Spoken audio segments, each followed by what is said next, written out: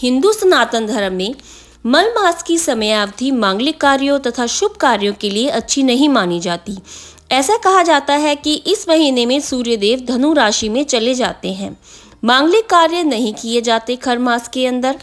15 दिसंबर को सूर्य वृश्चिक राशि से निकलकर धनु राशि में प्रवेश करेंगे और खर मास इस दिन से आरंभ हो जाएगा।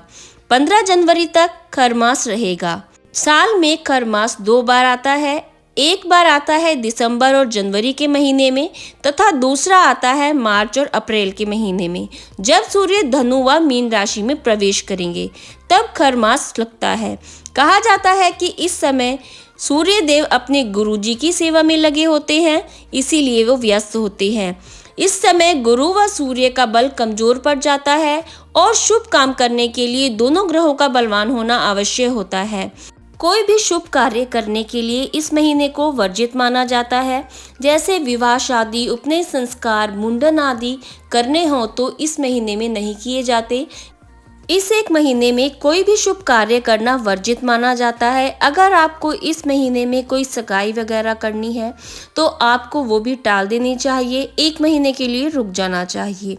तो आपको मांगलिक कार्य करने से बचना चाहिए इस महीने में।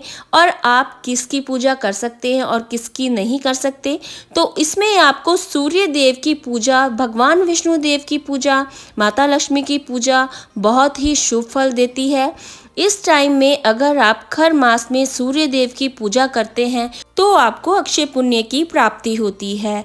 इस खर मास के अंतर्गत आपको किसी भी तरह का गृह प्रवेश निषेध करना चाहिए। कोई भी अगर आपको नींव का काम कराना है या फिर ज़मीन खरीदनी है, यह सब आपको वर्जित है। अगर आपको कोई आभूषण खरीदना है बाजार जाके तो आप आभूषण तो खरीद के ला सकते हैं, पर आप इस महीने उसको धारण ना करें।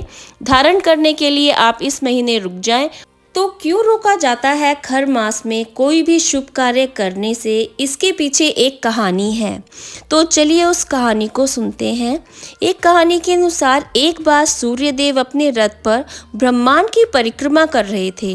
तब हेमंत ऋतु के कारण उनके घोड़े बहुत थक गए थे और वह घोड़े एक तालाब के किनारे पानी पीने के लिए रुक गए। सूर्यदेव तो चलायमान है, वह एक जगह कभी भी नहीं रुक सकते। अगर वो क्षण भर के लिए भी रुकेंगे तो सारी पृथ्वी, सारी सृष्टि रुक जाएगी, तो उन्हें तो चलना ही पड़ता है।